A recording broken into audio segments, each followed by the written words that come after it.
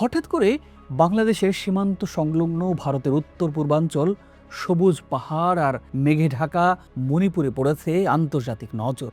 Seven sisters নামে পরিচিত এই অঞ্চল বরাবরই প্রাকৃতিক সৌন্দর্যের জন্য বিখ্যাত, কিন্তু সেই সৌন্দর্যের আড়ালে লুকিয়ে আছে দীর্ঘদিনের জাতিগত সংঘাত, বিচ্ছিন্নতাবাদ এবং অনিশ্চয়তার ছায়া।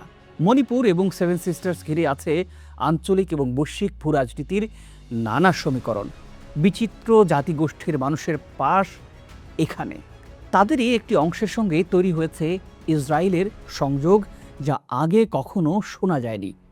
এখানকার মিয়ানমার ঘেঁষা পাহাড়ি জনপদ থেকে হঠাৎ আধ্যাত্মিক টানে এক বিশাল কাফেলা পাড়ি জমিয়েছে সুদূর ইসরায়েলে, জানিয়ে তৈরি হয়েছে তুমুল কৌতূহল এবং আলোচনা সমালোচনা। আর এই স্থানান্তর প্রক্রিয়া এমন এক সময় ঘটেছে মণিপুর অশান্ত এবং এই অঞ্চল ঘিরে চলছে ভূরাজনীতির নানা হিসাব নিকাশ।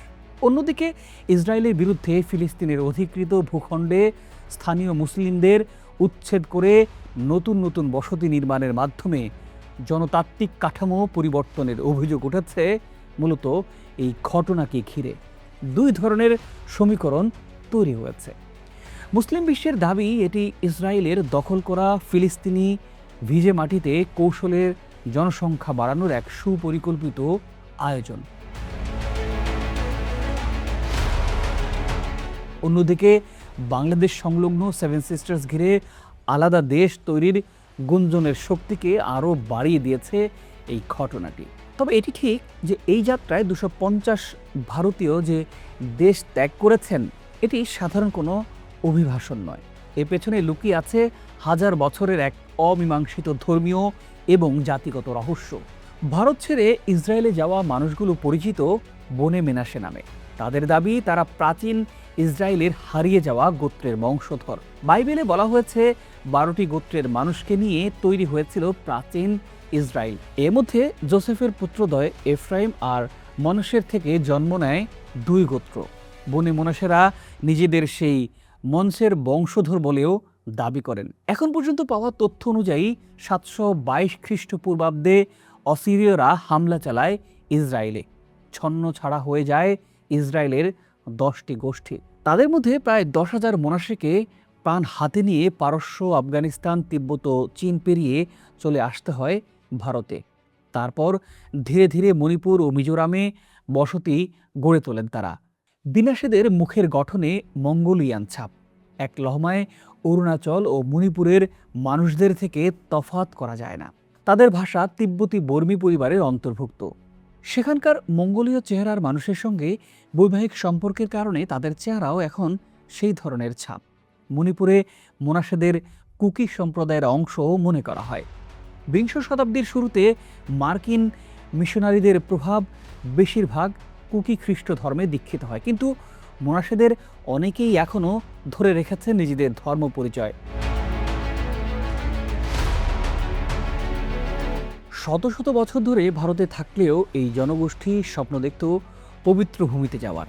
তাদের ভাষায় ভারত জন্মভূমি, কিন্তু ইসরায়েলি নিয়তি।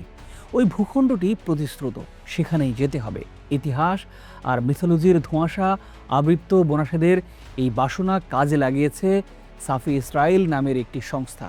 তাদের হিসেবে এই গোত্রের প্রায় 7,000 সদস্য এখনও ভারতে আছে। বনাসেরা বলছেন তারা ধর্মের টানেই ইসরায়েলে যেতে চান। তবে শুধু ধর্মই এই স্থানান্তরের একমাত্র কারণ নয়, এর পেছনে কাজ করছে মণিপুরের দারিদ্র্য ও দীর্ঘদিন ধরে চলা জাতিগত সংঘাত। সেভেন সিস্টার্স এমনিতেই নানা ধরনের অশান্ত থাকে, তার উপর আগামী দিনে চীন, যুক্তরাষ্ট্র, মিয়ানমার সংঘাতের কেন্দ্রবিন্দু হতে পারে এই অঞ্চল।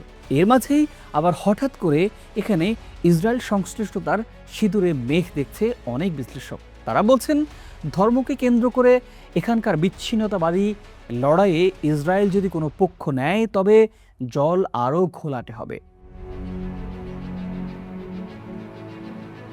2005 সালের আগে ইসরায়েলে স্থানান্তরিতদের অনেকেই পশ্চিম তীরের হেব্রান এবং গাজার ইসরায়েলি বসতিগুলোতে আবাস করেছিল। গেল বছরের নভেম্বরে ইসরায়েল সরকার ভারতে থাকা বাকি মোনাসেদের একসঙ্গে অভিবাসনের সুযোগ দেওয়ার সিদ্ধান্ত নেয়। তারই অংশ হিসেবে এই 250 জন বোনাসের ভারত থেকে চিরতরে ইসরায়েল যাত্রা। এদের খরচের একটি অংশ নেতানিয়াহু সরকার বহন করেছে। ইসরায়েলের প্রধানমন্ত্রী বেনিয়ামিন নেতানিয়াহু এই অর্থায়নকে গুরুত্বপূর্ণ জায়নবাদী সিদ্ধান্ত বলে অভিহিত করেছেন। তার মতে এই স্থানান্তর যুদ্ধে ক্ষতিগ্রস্ত ইসরায়েলের উত্তরের গালিল অঞ্চলকে আরও শক্তিশালী করবে। এছাড়া 2023 সালে হামাসের হামলার পর শুরু হওয়া যুদ্ধে ইসরায়েলের শ্রমশক্তিতে বড় ধরনের ঘাটতি দেখা দিয়েছে। অনেক ইসরায়েলি সেনাদলে যোগ দিয়েছেন কিংবা রকেট হামলার কারণে বাস্তুচ্যুত হয়েছেন। পশ্চিম তীরের ফিলিস্তিনিদের নিয়মিত কাজ থেকে নিষিদ্ধ করা হয়েছে। নেপাল ও থাইল্যান্ডের মতো দেশগুলো থেকে প্রবাসী শ্রমিকও কমে গেছে এখানে। ফলে অর্থনীতি সচল রাখতে মরিয়া ইসরায়েল এখন মেরাসিদের মতো গোষ্ঠীগুলোকে স্বাগত জানাচ্ছে। দিল্লি এয়ারপোর্ট থেকে বিশেষ বিমানে তাদের নিরাপদে তেল আবিবে নিয়ে যায় ইসরায়েল সেনাবাহিনীর সদস্যরা। মেনাসি গোত্রের এই দলটি ইসরায়েলের বেন গুরিয়ন বিমানবন্দরে অবতরণ করলেও পতাকার রঙে সাজানো নীল সাদা বেলুনের ত্বরণ সাজিয়ে ইহুদি গান গেয়ে অভ্যর্থনা জানানো হয়।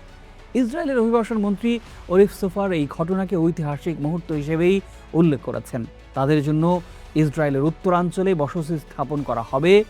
তবে এই স্থানান্তর প্রক্রিয়ার নেপথ্যে ইসরায়েলি দখলদার বাহিনীর এক গভীর চাল দেখছেন আন্তর্জাতিক বিশ্লেষকরা। ফিলিস্তিনের বুক চিরে গড়ে তোলা অবৈধ বসতিগুলো মানুষের আকাল ঘোচাতে শেকড়ের সন্ধানে থাকা সহজ সরল মানুষদের টেনে নিচ্ছে ইসরায়েল। বিশ্লেষকদের মতে ইসরায়েলের এই নিরাপত্তা অজুহাতে আসলে দীর্ঘমেয়াদী জনতান্ত্রিক কৌশলেরই অংশ। ইসরায়েলি আইন ল অফ রিটার্ন ব্যবহার করে বিশ্বের বিভিন্ন প্রান্ত থেকে ইহুদিদের নিয়ে আসা হলেও কয়েক প্রজন্ম ধরে বাস করা ফিলিস্তিনি উদ্বাস্তুদের নিজ ভূমিতে ফেরার আন্তর্জাতিক আইন স্বীকৃত অধিকার ধারাবাহিকভাবে অস্বীকার করা হচ্ছে। শুধু তাই নয়, ভারতে মেনাসেদের অনেকেই দীর্ঘকাল খ্রিস্ট ধর্মে দীক্ষিত ছিলেন, অথচ ইসরায়েল পৌঁছানোর পর তাদের প্রথম শর্ত দেওয়া হয়েছে নাগরিকত্ব পেতে হলে ইয়াহুদি হতে হবে। ধর্মের এই রূপান্তর আর হাজার মাইল দূরের এক কাল্পনিক শেকড়ের টানে যাত্রা এক রহস্যময় আধ্যাত্মিক সংকটের ইঙ্গিত, নাকি এটি একটি বৃহত্তর জনতাত্ত্বিক কৌশলেরই অংশ? ফিলিস্তিনি ভূখণ্ডে নতুন বসতি স্থাপন এবং জনসংখ্যার ভারসাম্য পরিবর্তনের অভিযোগ বহুদিন ধরেই রয়েছে ইসরায়েলের বিরুদ্ধে। এই প্রেক্ষাপটে বনে মেনাসেদের স্থানান্তরকে অনেকেই দেখছেন একটি পরিকল্পিত পদক্ষেপ হিসেবেই। অন্যদিকে মণিপুরের বাস্তবতাও এখানে গুরুত্বপূর্ণ। দীর্ঘদিনের জাতিগত সংঘাত, দারিদ্র্য এবং অনিশ্চিত ভবিষ্যৎ এই মানুষগুলোর অনেককেই নতুন জীবনের সন্ধান ঠেলে দিয়েছে। যেখানে মণিপুরের গড় আয় তুলনামূলকভাবে কম, সেখানে ইসরায়েলের উন্নত অর্থনীতি তাদের কাছে নতুন সম্ভাবনার দরজা খুলে দিচ্ছে।